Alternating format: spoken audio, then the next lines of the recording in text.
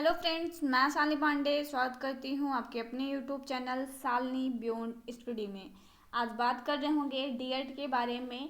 अब बहुत सारे ऐसे लोग होते हैं जिनको पता ही नहीं होता कि डीएड क्या होता है, तो आप सबके लिए ये वीडियो बहुत ही यूजफुल होगी। आप इसमें जान पाएंगे कि डीएड क्या होता है, क्या इसकी एज क्या है, मतलब एडमिशन के लिए क्या एज की रिक्वायरमेंट है, क्वालिफिकेशन क्या होना चाहिए, कॉलेज कौन से कॉलेज से आप करेंगे तो वो ज़्यादा बेनिफिशियल रहेगा, एडमिशन प्रोसेस क्या है और डीएड करने से क्या लाभ हो सकता है, सारी चीज़ों के बारे में आज हम बात करेंगे।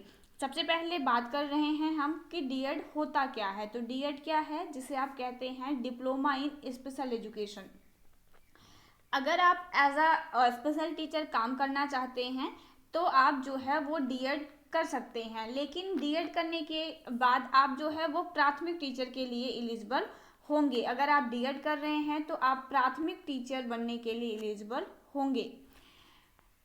उसके बाद अगर हम बात कर रहे होंगे इसकी एज की, क्या एज क्या है, तो देखिए डीएड करने के लिए एज की अगर हम बात करते हैं तो एज अगर आप 12th पास हैं, क्वालिफिकेशन और एज दोनों में आप ले सकते हैं कि अगर क्वालिफिकेशन में है कि अगर आप 12th मतलब 12th आप पास हैं, ठीक है, आपकी 12th में 50% मार्क्स हैं, तो आप आसानी से डीएड के लिए किसी भी कॉलेज में जा कर के एडमिशन ले सकते हैं, वो प्राइवेट कॉलेज में।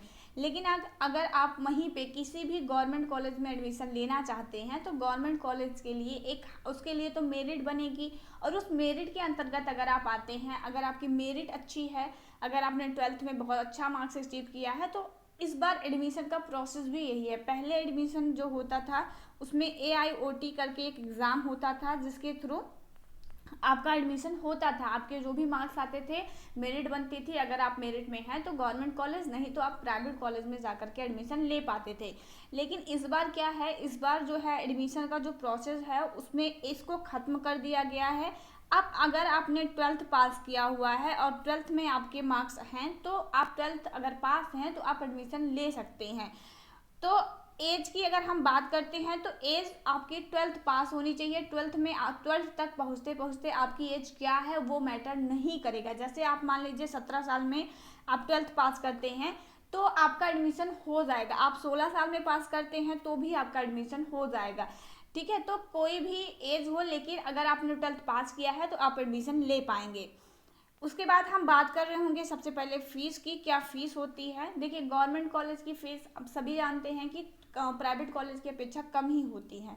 तो अगर आप गवर्नमेंट कॉलेज से करेंगे तो आपकी फ़ीस जो है, अगर हम बात करते हैं तो लगभग 40K के करीब आपकी फ़ीस पहुंच जाएगी। 2 ईयर कंप्लीट डिप्लोमा का हम यहाँ पे बता रहे हैं।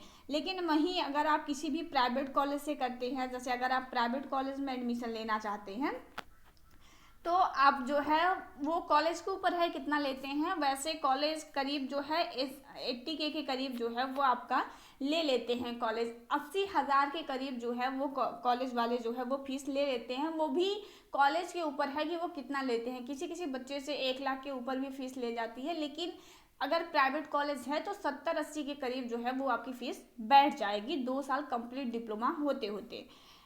उसके बाद अगर हम बात करते हैं तो बेनिफिट की, तो बेनिफिट इसमें क्या हो सकता है कि देखिए, एक तो आप जो है वो गवर्नमेंट कॉलेज में जो अगर जैसे 55K की वैकेंसी आती है या फिर IT टीचर की वैकेंसी आती है, ठीक है, तो आप उसके लिए भी एलिजिबल होंगे। आप उसमें भी भर सकते हैं, फॉर्म जा सकते हैं, आप एज ए स्पेशल टीचर काम कर सकते हैं। उसके बाद जो है जो भी स्पेशल टीचर की जो भी वैकेंसी आएगी प्राथमिक लेवल पर टीचर की, उसमें भी आप एलिजिबल होंगे। इसके साथ साथ आप जनरल टीचर के लिए भी एलिजिबल होंगे। इसको करने के बाद आप जनरल टीचर के लिए भी एलिजिबल हो जाएंगे। जैसे मान लीजिए आप यूपी से हैं तो यूपी में अगर सुपर टेट आता है तो आप सुपर टेट के लिए भी एलिजिबल होंगे। लेकिन एक बात का ध्यान रहे कि यूपी में आप सुपर टेट के लिए तभी एलिजिबल होंगे जब आप जो है आपका ग्रेजुएशन कंप्लीट होगा।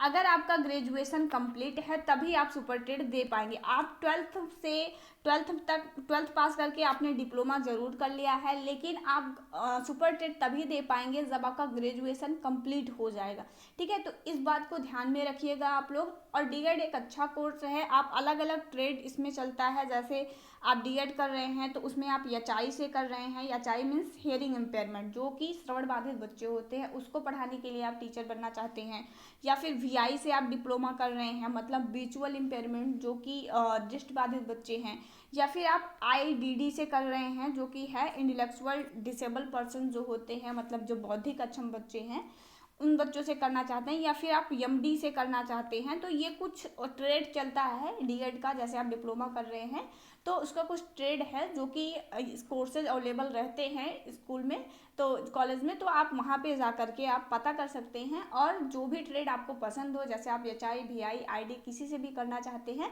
तो आप कर सकते हैं। ज़्यादातर बच्चे जो है इसी 3 ट्रेड में जो है वो एडमिशन लेते हैं क्योंकि अच्छा है, ठीक है। एमडी जो है, एमडी का मतलब होता है मल्टीपल डिसेबल्ड, तो इससे भी कोर्सेज चलते हैं, तो आप ले सकते हैं एडमिशन। डीएड एक अच्छा कोर्स है और आगे चल के अपॉर्चुनिटी अभी बहुत आने वाली हैं, क्योंकि आप जानते हैं नौसेप संगठन लगातार इसके लिए काम कर रहा है। तो डीएड एक अच्छा कोर्स है, आप जो है एडमिशन ले सकते हैं डीएड में, अगर आपको ये बेनिफिट लगता है तो। आई होप आपको वीडियो पसंद आया होगा। अगर आप चैनल पर नए हैं तो चैनल को लाइक शेयर और सब्सक्राइब करना मत भूलिएगा। मिलते हैं नेक्स्ट वीडियो में, तब तक के लिए जय हिंद।